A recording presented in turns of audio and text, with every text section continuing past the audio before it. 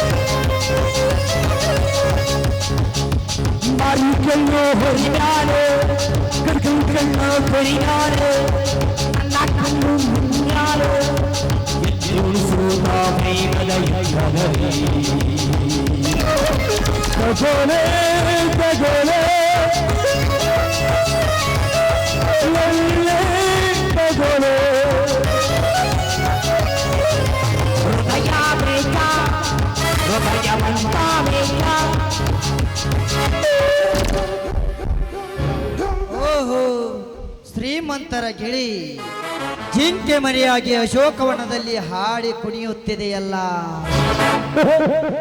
ಏನಿವಳ ರೂಪ ಲಾವಣ್ಯ, ಏನಿವಳ ನೃತ್ಯ, ದೇವಲೋಕದ ಕಣ್ಣೀರು ಕೆಳಗಿಳಿದು ಬಂದಂತೆ ಕಾಣುತ್ತಿದೆಯಲ್ಲ. ಯಾರದು? ನಾನೇ ನಿಮ್ಮ ಫ್ಯಾಕ್ಟರಿಯ ಮಿಲ್ ಮ್ಯಾನೇಜರ್. ಅದು ಅಲ್ಲದೆ ನಿಮ್ಮ ಫ್ಯಾಕ್ಟರಿಯ ಎಲ್ಲ ವ್ಯವಹಾರಗಳನ್ನು ನೋಡಿಕೊಳ್ಳುವುದಲ್ಲದೆ ನಿಮ್ಮಣ್ಣನ ಬಲಗೈಯಾಗಿರುವ ವಿಷಪೂರಿತ ನಾಗೇಂದ್ರ. ಓಹೋ, ನೀವು ಇಲ್ಲಿಗೆ ಬಂದ ಕಾರಣ ಚಂದದ ಗೊಂಬೆಯಂತೆ ತುಂಬಿ ತುಳುಕುತ್ತಿರುವ ನಿನ್ನ ಯೌವನ ಹೀರಲು ಬಂದಿರುವೆ. ನಾಗೇಂದ್ರ, ನೀನಾಡುವ ಮಾತು ನನಗರ್ಥವಾಗ್ತಾ ಇಲ್ಲ. ನಿನಗೆ ತಿಳಿಸಿ ಹೇಳಲು ನೀನೇನು ಹಸಿಗೂಸ? ನೀನೇ ಹರಿ ತುಂಬಿ ನಿಂತ ಹೆಣ್ಣು. ಬೆಳದಿಂಗಳಾಗಿರು ನನ್ನ ಮಂಚದಲ್ಲಿ ಚಂದ್ರನಂತೆ ಶೋಭಿಸಿ ಸೂರ್ಯನಂತೆ ಬಿಸುವಪ್ಪಿಗೆ ನೀಡಿ ಹಾಲು ಸಕ್ಕರೆಯಂತೆ ಕೂಡಿ ಈ ವಿಷ ಸರ್ಪ ಎಂಬ ಕಾಮ ತುಂಬಿದ ನಾಗೇಂದ್ರನಿಗೆ ಸಂತೋಷ ನೀಡುಬಾರೇ. ಭಾಗ್ಯಶ್ರೀ, ಸೌಂದರ್ಯ ಎಂಬುದು ಇದೇ ಹರೆಯದ ಈ ವಯಸ್ಸಿನಲ್ಲಿ ಮಾತ್ರವಿರುತ್ತದೆ. ಅದನ್ನು ಕಳೆದುಕೊಳ್ಳಬೇಡ. ಸುಮ್ಮನೆ ಹಠ ಮಾಡದೆ ನನ್ನ ಮನ ತಣಿಸು. ಬಾ. ಲೋ ಹುಚ್ಚು ನಾಗೇಂದ್ರ, ಹೆಣ್ಣು ಒಲಿದರೆ ನಾರಿ, ಮುನಿದರೆ ಹೆಮ್ಮಾರಿ. ಅಷ್ಟೇ ಏಕೆ, ಶಿವನ ಮೂರನೆಯ ಕಣ್ಣು ಹೆಣ್ಣು. 9 ತಿಂಗಳು ಹೆತ್ತು ಹೊತ್ತು ಸಾಕಿ ಸಲುಹಿದ್ದು ಕೂಡ ಹೆಣ್ಣು ಅನ್ನೋದನ್ನ ಮರಿಬೇಡ. ಪ್ರತಿಯೊಂದು ಜೀವದ ರಾಶಿಯಲ್ಲೂ ಕೂಡ ಹೆಣ್ಣು ತುಂಬಿಕೊಂಡಿರ್ತಾಳೆ. ಅದೆಲ್ಲ ನಿನಗೇನೋ ಗೊತ್ತು? ಸತಿ ಶಿರೋಮಣಿಯರು ತೊಟ್ಟಲಿದ್ದ ಹಸಿಗೂಸಿಗೂ ಗೊತ್ತು ತಾಯಿಯದೇ ಹಾಲು ಹೇಗಿದೆ ಅಂತ ಆಚಾರ ವಿಚಾರಗಳು ಈ ಸಮಯದಲ್ಲಿ ತೆಗೆಯಬೇಡ. ನನ್ನಂತೆಯಾಗಿ ಬಂದರೆ ಬದುಕುತ್ತೀಯ, ಇಲ್ಲ ಹಕ್ಕಿಯಂತೆ ಹಾರಿ ಹೋಗುವುದು ಈ ನಿನ್ನ ಪ್ರಾಣ. ಹಿಂದೆ ಈ ಭೂತಾಯಿ ಮಡಿಲಿಗೆ ನನ್ನ ಪ್ರಾಣ ಹೋದ್ರೂ ಸರಿ, ನಿನ್ನತ್ತ ಲಜ್ಜೆಗೆಟ್ಟ ಷಂಡನಿಂದ ತಾಳಿ ಕಟ್ಟಿಸಿಕೊಳ್ಳಲಿಕ್ಕೆ ನಾನೇನು ಬೀದಿಯಲ್ಲಿ ನಿಂತ ಸೂಳೆಯಲ್ಲ. ಇದೇ ನನ್ನ ಸ್ಥಾನದಲ್ಲಿ ನಿನ್ನ ಅಕ್ಕ ತಂಗಿಯರಿದ್ದಿದ್ರೆ ಹೀಗೆ ಮಾತಾಡ್ತಿದ್ದೇನೋ ಮೂರ್ಖ ರಾಕ್ಷಸ. ಸುಮ್ಮನೆ ಇಲ್ಲಿಂದ ಹೊರಟೋಗು. ಸುಮ್ಮನೆ ಹೊರಟು ಹೋಗಲು ಬಂದಿಲ್ಲ ಭಾಗ್ಯಶ್ರೀ.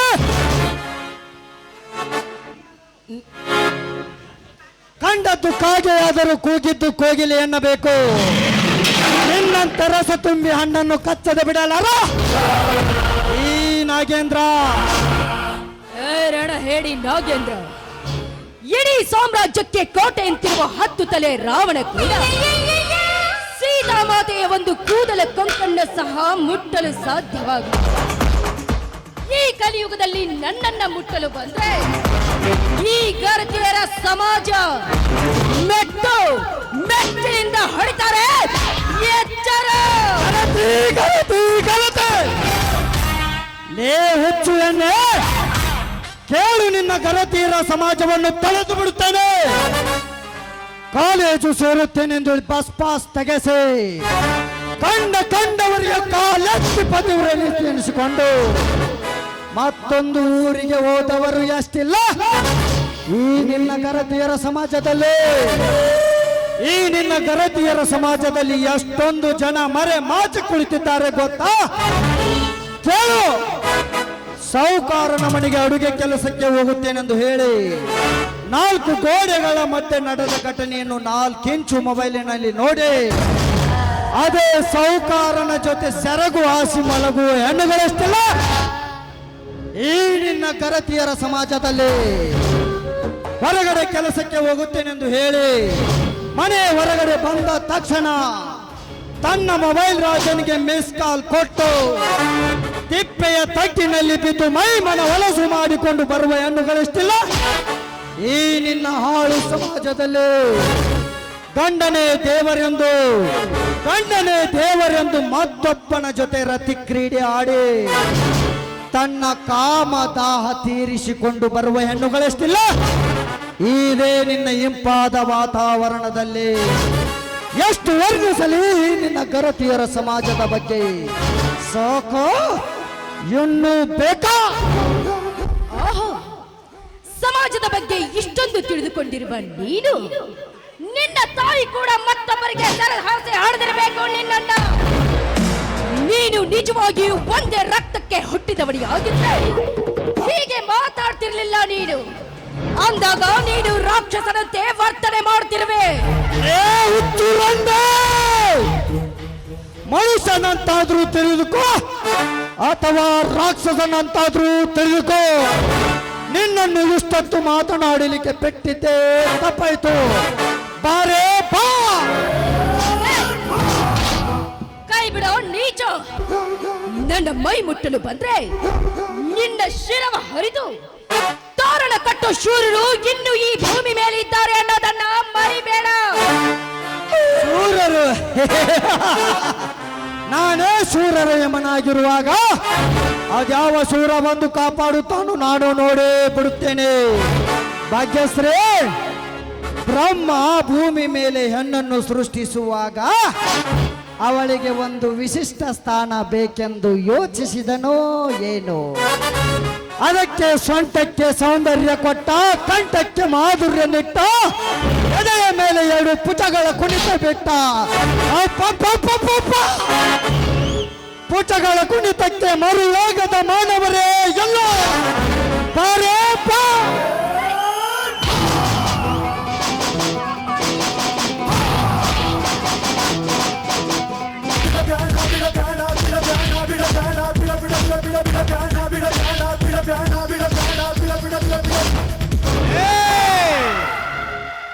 ತೊಂದ್ರೆಯಲ್ಲಿರೋರ್ನ ದೇವ್ರ ಕೈ ಬಿಡಲ್ಲ, ತೊಂದ್ರೆ ಕೊಡೋರ್ನ ಈ ಸಮರ್ಥ ಬಿಡಲ್ಲ.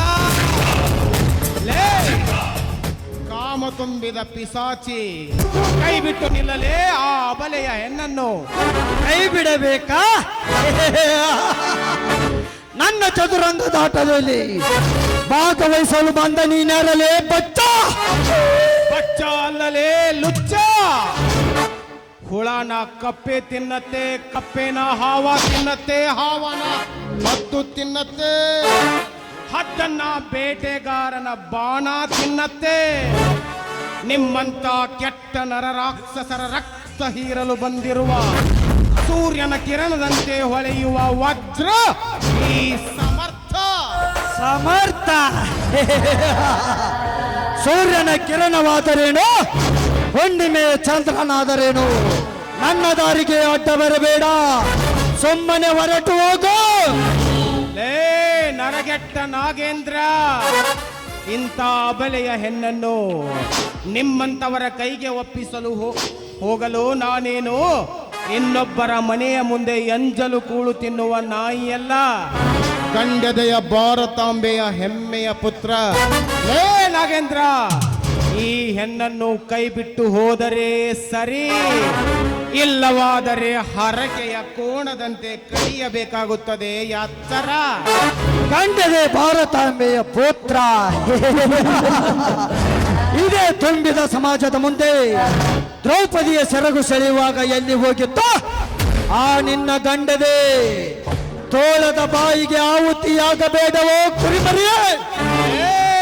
ಕುರಿಮರಿ ಅಲ್ಲಲೇ, ಕಾಡಿನ ಪ್ರಾಣಿಗಳನ್ನು ಬೇಟೆಯಾಡುವ ಸಿಂಹದ ಮರಿ. ಸಿಂಹದ ಮರಿ. ಇಡೀ ಕೋಟೆಗೆ ಇವನೇ ಸಿಂಹನಾಗಿರುವಾಗ ಈ ನಾಗೇಂದ್ರನಿಗೆ ಸೋಲೆಂಬುವುದೇ ಇಲ್ಲ. ಸುಮ್ಮನೆ ಹೊರಟು ಹೋಗು. ಹೊರಟು ಹೋಗಲು ಬಂದಿಲ್ಲ ನಾಗೇಂದ್ರ, ಕಂಕಣಬದ್ಧವಾಗಿ ಗರತಿಯರ ಮಾನ ಪ್ರಾಣ ಕಾಪಾಡಲು ಬಂದಿರುವೆ. ಭಾಗ್ಯಶ್ರೀ, ಇದೊಂದು ಸಮಯ ಕಳೆದರೆ ಏನಾಯಿತು, ಮತ್ತೊಂದು ಸಮಯದಲ್ಲಿ ನೋಡಿಕೊಳ್ಳುತ್ತೇನೆ. ಮಗುವಿಗೆ ತಾಯಿ ಎದೆ ಹಾಲು ಸಿಹಿ ಎನಿಸಿರಬಹುದು, ಅದೇ ಹಾಲನ್ನು ವಿಷ ಮಾಡದಿದ್ದರೆ ನನ್ನ ಹೆಸರು ನಾಗರ ನಾಗೇಂದ್ರನೇ ಅಲ್ಲ. ರೇ ಸಮರ್ಥ್, बहादुर लोग ना बातें ना किसी को भगाते, बेटा जो चीज पसंद आती है ना, उसे एक दिन तेरे बारे में पूछे उठा ले तुझे देता, वो काट ले तो वो काट ले.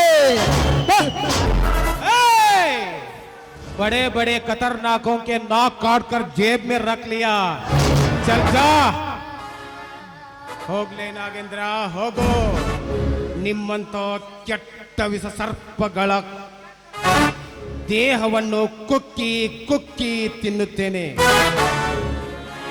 ಸಮಯಕ್ಕೆ ಸರಿಯಾಗಿ ಬಂದು ನನ್ನ ಮಾನ ಪ್ರಾಣವನ್ನ ಕಾಪಾಡಿದ್ದೀರಾ.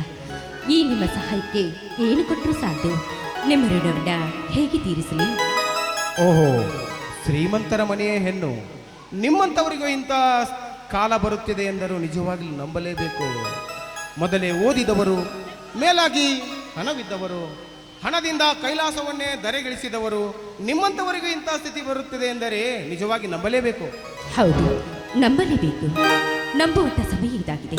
ಯಾಕಂದ್ರೆ ಬಡವರ ರಕ್ತದಲ್ಲಿ ಕೈ ತೊಳೆಯುವುದು, ಅರಮನೆ ಪಂಜರದಲ್ಲಿರುವ ನಡಿಗೆ ಬರೀ ಸ್ವಾರ್ಥ ಭಾವನೆಯನ್ನು ತುಂಬಿದ್ದಾನೆ ನನ್ನನ್ನು. ಆದರೆ ನೀವಿಂದು ಒಳ್ಳೆಯ ಮನಸ್ಸಿನಿಂದ ಬಂದು ಒಂದು ಹೆಣ್ಣಿನ ಜೀವನ ಉಳಿಸಿದ್ರೆ, ಆದ ಕಾರಣ ನಿಮ್ಮನ್ನೊಂದು ಮಾತು ಕೇಳಿವಿ, ನಡೆಸಿಕೊಡಿದ್ರ? ಇಲ್ಲ ಅನ್ನಬಾರ್ದು. ಮಾತು? ನಿಮ್ಮಂಥವರ ಮಾತು ಕೇಳಿ ನಮ್ಮಂಥ ಹಾಲಿನಂಥ ಸಂಸಾರವನ್ನು ಮತ್ತಾವ ನರಕಕ್ಕೆ ದೂಡುವರೆಂದು ಹೊಂಚು ಹಾಕಿದ್ದೀರಿ. ಈ ಹಣವಿದ್ದ ಶ್ರೀಮಂತರನ್ನು ಯಾವಾಗ ನಂಬಬೇಕೋ ಯಾವಾಗ ಬಿಡಬೇಕು ಒಂದು ತಿಳಿಯುವುದಿಲ್ಲ. ಹೌದು, ನೀವು ಹೇಳೋ ಮಾತುಗಳೆಲ್ಲವೂ ನಿಜವಿದೆ. ಆದರೆ ಮೊದಲನೇ ಹೆಣ್ಣು ನಾನಲ್ಲ. ನಾನು ಮಾಡಿದ ತಪ್ಪುಗಳೆಲ್ಲವನ್ನ ಅರಿತು ಒಳ್ಳೆಯವಳಾಗಿ ನಿಮ್ಮ ಸತಿ ಹಾಕಬೇಕು ಅಂತ ಬಯಸಿರುವೆ. ಹೆಣ್ಣಿಗೆ 108 ಬಯಕೆ. ಕಂಡ ಹೆಣ್ಣಿಗೆ ಬಯಕೆ ತೀರಿಸಲು ನಾನೇನು ಶ್ರೀಕೃಷ್ಣ ಪರಮಾತ್ಮನಲ್ಲ. ಹಾದಿ ಬೀದಿಯಲ್ಲಿ ಓಡಾಡುವವಳ ಅಂದ ನೋಡಿ ಹುಟ್ಟೋ ಪ್ರೀತಿ ಅವಳ ಅಂದ ಇರೋ ತನಕ, ಐಶ್ವರ್ಯ ನೋಡಿ ಹುಟ್ಟೋ ಪ್ರೀತಿ ಕಾಲಯೋಗ ಇರೋ ತನಕ, ಮನಸ್ಸಿನಲ್ಲಿ ಹುಟ್ಟೋ ಪ್ರೀತಿ ಆ ಮನುಷ್ಯ ಇರೋ ತನಕ. ನಮ್ಮಣ್ಣನ ಆಜ್ಞೆ ಇಲ್ಲದೆ ನಾನು ಯಾವ ನಿರ್ಧಾರವನ್ನು ತೆಗೆದುಕೊಳ್ಳುವುದಿಲ್ಲ. ನಾನಿನ್ನು ಬರುತ್ತೇನೆ. ನಿಲ್ಲಿ ಸಮರ್ಥ, ಇದೊಂದು ಮಾತು ಹೇಳುವೆ, ಕಿವಿಗೊಟ್ಟು ಕೇಳಿ. ನಾನು ಮದುವೆ ಆಗೋದಾದ್ರೆ ನಿಮ್ಮಲ್ಲಿ, ಇಲ್ಲವಾದ್ರೆ ನಾನು ಸತ್ತು ಹೋಗು. ಭಾಗ್ಯಶ್ರೀ, ಸೌಂದರ್ಯ ತುಂಬಿದ ನಾರಿಯರು ತನ್ನನೆಯ ತುಂಬಿದ ಕಣ್ಣಿಗೆ ಕೊರೆಯುವ ಬಣ್ಣದ ಕಡ್ಡಿಯಂತೆ. ಅದೇ ಬಣ್ಣದ ಕಡ್ಡಿಯಿಂದ ಚಿತ್ತಾರ ಬಿಡಿಸಿದ್ರೆ ಬಾಡಿ ಹೋದ ಬಳ್ಳಿ ಕೂಡ ಚಿಗುರೊಡೆಯುತ್ತೆ. ಚಿಗುರೊಡೆಯುವ ಮುನ್ನ ಬಳ್ಳಿಯನ್ನು ಚಿವುಟಿ ಹಾಕುವ ಜನಕ್ಕೆ ಕರುಣೆ ಎಲ್ಲಿಂದ ಬರಬೇಕು? ನೋಡಿ ಸಮರ್ಥ, ಕಷ್ಟಗಳು ಬರೋದು ನಿಮ್ಮನ್ನ ನಾಶ ಮಾಡಲು ಅಲ್ಲ, ನಿಮ್ಮೊಳಗಿನ ಶಕ್ತಿಯನ್ನ ಅರ್ಥ ಮಾಡೋದು, ನಿಮ್ಮೊಳಗಿನ ವ್ಯಕ್ತಿತ್ವವನ್ನ ಮನವರಿಕೆ ಮಾಡೋದು. ನಾನು ನಿಮ್ಮನ್ನ ಮನಸಾರಿ ಮೆಚ್ಚಿರುವೆ. ಭಾಗ್ಯಶ್ರೀ, ಇಲ್ಲದ ವಿಚಾರ ಹೇಳಿ ನನ್ನ ತಲೆಯನ್ನು ಕೆಡಿಸಬೇಡ. ನನಗೆ ಬಹಳಷ್ಟು ಕೆಲಸವಿದೆ. ನಾನಿನ್ನು ಹೋಗಿ ಬರುತ್ತೇನೆ.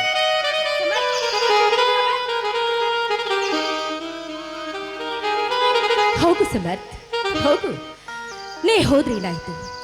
ನಿನ್ನನ್ನು ನನ್ನ ಪತಿಯನ್ನಾಗಿ ಸ್ವೀಕಾರ ಮಾಡಿಕೊಳ್ಳದೆ ಹೋದ್ರೆ ನನ್ನ ಹೆಸರು ಭಾಗ್ಯಶ್ರೀಯೇ ಅಲ್ಲ. ಸಮರ್ಥ್, ನಿನ್ನ ಚಿತ್ತಾರವೇ ನನ್ನ ಕಣ್ಮುಂದೆ ಬರ್ತಾ ಇದೆ. ಆ ನಿನ್ನ ರೂಪ, ನೀನಾಡಿದ ಮಾತುಗಳನ್ನ ಕೇಳ್ತಾ ಇದ್ರೆ ನಿನ್ನ ಜೊತೆ ಹಾಡಿ ಕುಡಿಬೇಕೆಂಬ ಆಸೆ ಆಗ್ತಾ ಇದೆ. ಬಾ ಸಮರ್ಥ್.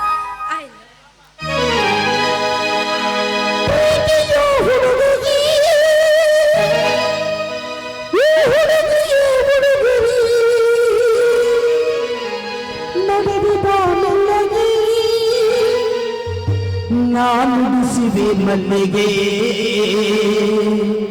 ನಡೆದು ಬಾ ಮೆಲ್ಲಗೆ, ನಾನುಡಿಸಿವೆ ಮಲ್ಲಿಗೆ.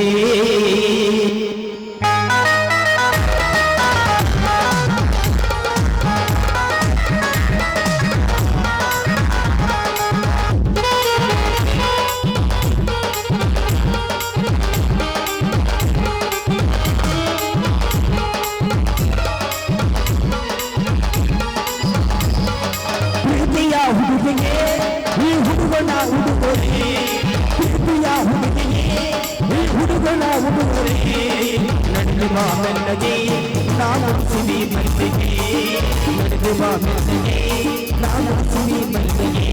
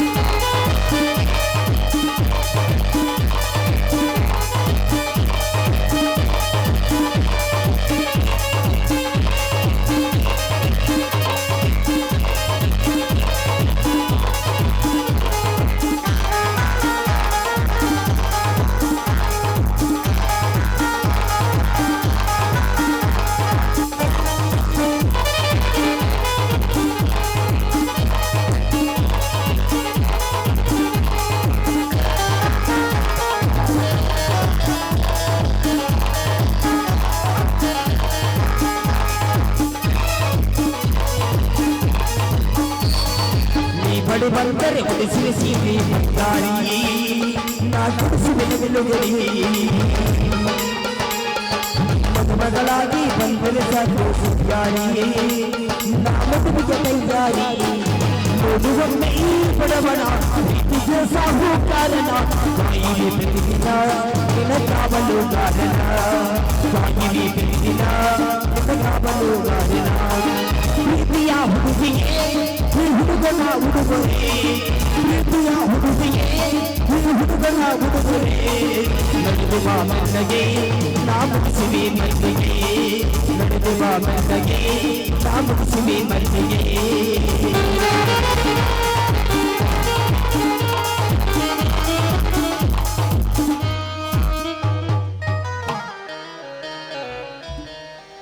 ನನ್ನನ್ನೆಲ್ಲ ಎಲ್ಲಿ?